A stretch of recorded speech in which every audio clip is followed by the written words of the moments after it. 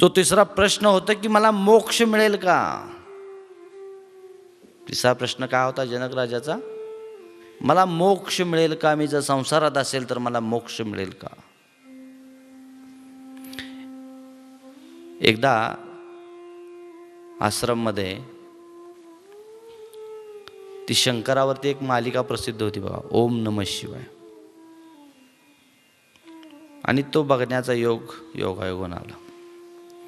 आम्ही घरून निघालो, गुरुजींच्या आश्रममध्ये गेलो. ज्या वेळेला गुरुजींनी सांगितलं की आम्ही त्यांच्याबरोबर त्यांच्या विजापूरच्या गुरुजींच्या आश्रममध्ये जायचो, त्यावेळेला प्रत्येक वेळी गुरुजी काय ना काय घेऊन जायचे. तर ते गुरुजी सांगायचे, महात्म्यांना भेटायला कधी खाली हात जाऊ नये. का?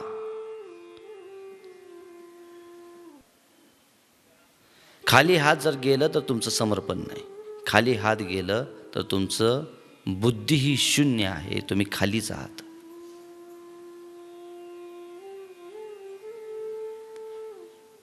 त्यामुळे महात्म्यांना भेटायला जाताना काही ना काही अर्पण करा, काही ना काही अर्पण करा. ही फार पूर्वीपासूनची रीत आहे. तसं आश्रम आहे 3 किलोमीटरवर. आम्ही सकाळ संध्याकाळ 2 वेळा जायचो, पण दोन्ही वेळेला काय ना काय घेऊन जायचो. हे सलग 1 वर्ष. त्या प्रत्येक वेळेला जाताना ते अर्पण केलं जायचं. बऱ्याच वेळा तेच घेऊन आम्हाला द्यायचे. ते आम्हाला वाटायचं की आमचंच आम्हाला कसं दिलं. बऱ्याच वेळा जातात कितीतरी संत, तुम्ही ज्यांची माळ घालतात तेच माळ तुम्हाला परत गळ्यात घालतात. तर हे मोठं भाग्य. आता पुढचं बघा, मी दिलेली वस्तू त्यांच्या हातात झाली, ती कुणाची झाली? का माझी राहिली? त्यांनी माघारी मला दिली, ती कुणाची झाली? ही आसक्ती आहे. तुम्ही त्याच्या मीला सोडायलाच तयार नाही की. फळ तर तुमच्या घरातलं नाही, विकत आणले, त्या व्यापाऱ्याचं पण नाही. तुम्ही दिले, आता गुरुजींना ते तुमचं राहिलेलं नाही, पण माघार दिल्यावर वाईट वाटलं काय? माझंच मला माघार दिली की.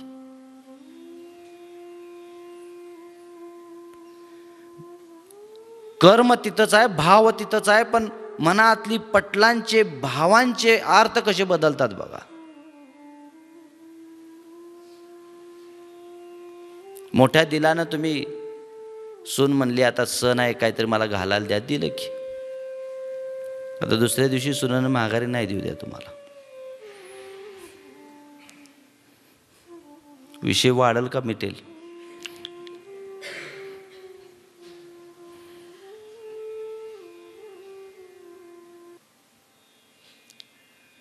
दिलेली एकदा वस्तू ही माझी राहणार नाही या भावनेनं दिलं तर ती आसक्ती तुटली. हाय त्याग.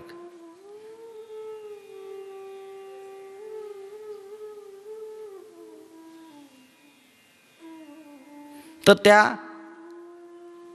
एक प्रसंग होता दाखवलेला त्या मालिकेमध्ये. 30 मिनिटाची मालिका, 1000 वेळा त्यात अडवटायचं दाखवलं, एवढंच त्याच्यातलं. कैलास म्हणजे स्वर्ग, आणि तिथं काहीतरी प्रचंड मोठं सुख असतं, आनंद आहे. एवढा कसा हा भस्म लावून सुद्धा खुश आहे शंकर. म्हणून दानवांनी आक्रमण केलं कैलासवरच. आक्रमण केल्यानंतर संकटहारता, विघ्नहारता कोण आला समोर. देत दनादन युद्ध चालू झालं.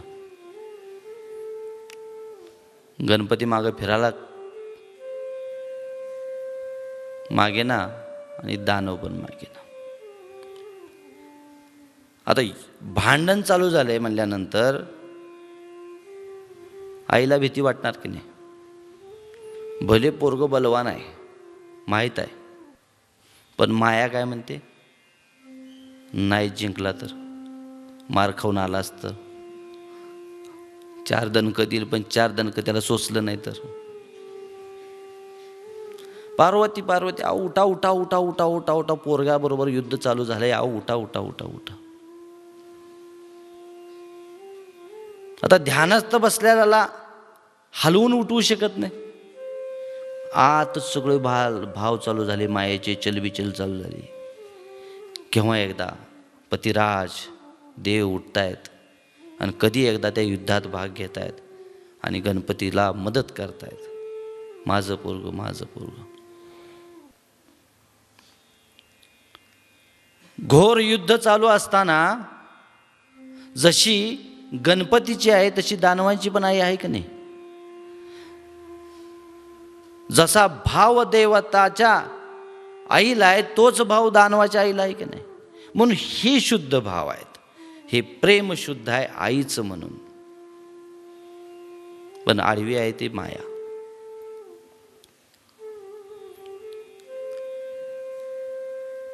त्रिकालज्ञानी, आत्मज्ञानी, सत्यप्रकाशी महादेवाला कळलं की युद्ध आता मोठ्या प्रमाणात वाढले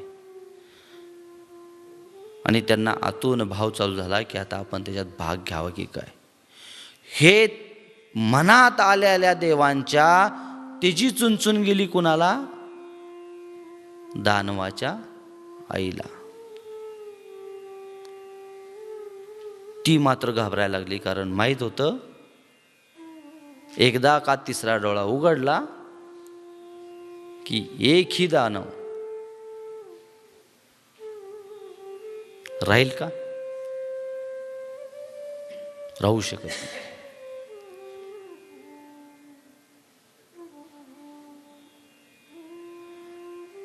शंकर उठले अचानक, त्रिशूळ हातात, डमरू एका हातात.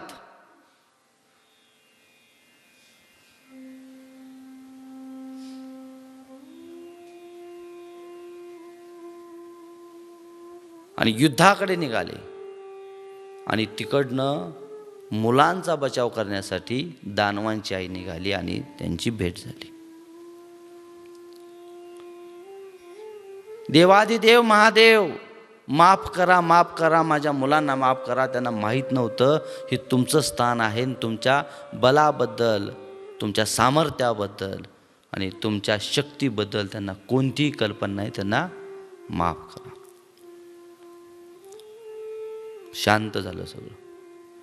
आईनं मुलाला समजवलं, आईनं विरोधी पक्षाला समजवलं. तात्पुरती शांतता. आता तिच्या मनातली एक शंका तिनं सांगायला सुरुवात केली आणि तेवढ्यात मांडलिका संपला विशेष कट. मग तिथून पुढं चालू झाला आमचा सत्स. गुरुजींनी सांगायला सुरुवात केली. तिच्या मनातली शंका मी सांगतो. जर स्वर्ग हे अंतिम सौख्य आहे, स्वर्ग जर अंतिम भोगाचं लक्ष आहे आणि स्वर्ग जर अप्रतिम आहे, तर माझ्या मुलाला स्वर्ग मिळावा किंवा मिळू नये असं कोणत्या आईला वाटेल का? एक आई दाखवा जगातली की त्याला वाटेल की माझ्या मुलाला स्वर्ग मिळू नये. मग मी माझ्या मुलांना का समजून सांगू? आई काय म्हणते की स्वर्गाची प्राप्ती त्यांनाही व्हावी असं मला का वाटणार नाही? त्यावेळेला शिवशंभो हसले आणि म्हणतायत काय, स्वर्ग आणि नरक ही दोन्ही कल्पना ज्या आहेत आणि मनाच्या तलावरच्या कल्पना आहेत. कैलासवासी, भले तो घरातला गुंडा असेल, पण घरचे काय लिहितात गेल्यानंतर? कैलास हा अंतिम सत्य, अंतिम ध्येय, अंतिम साध्य. हे प्रत्येकाच्या अध्यात्मातनं पुढे आलेली गोष्ट आहे. आणि स्वतः शिवपुराणात शंकर काय सांगतात की मुळातच स्वर्ग आणि नरक ही मनाच्या तलावरची कल्पना आहे. तसं जनक राजा विचारतोय मोक्ष काय आहे, त्यावेळेला अष्टावक्र उत्तर 12व्या वर्षी देत आहेत, मोक्ष ही मनाची कल्पना आहे, बंधन ही सुद्धा मनाची कल्पनाच आहे. ना मोक्ष अस्तित्वात आहे ना बंधन अस्तित्वात आहे.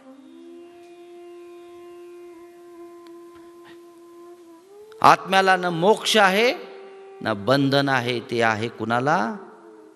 मनाला. मन एव बंध मुक्तस्य कारणम.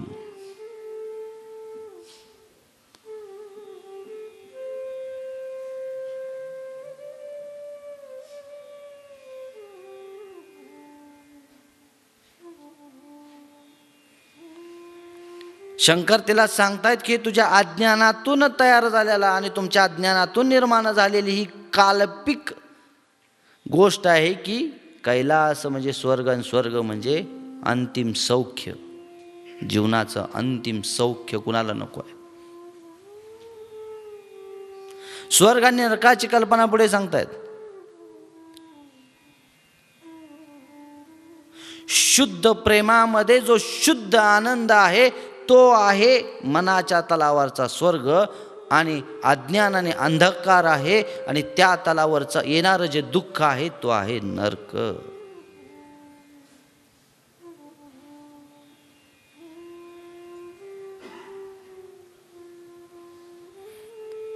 म्हणून अष्टावक्र जनकाला म्हणतायत की या दोन्हीही शंकेतनं तू दूर राहा, कारण दोन्हीही मनाच्या तलावरचे भ्रम आहेत. या भ्रमातनं मुक्त हो. अशी ही चर्चा, सुंदर चर्चा.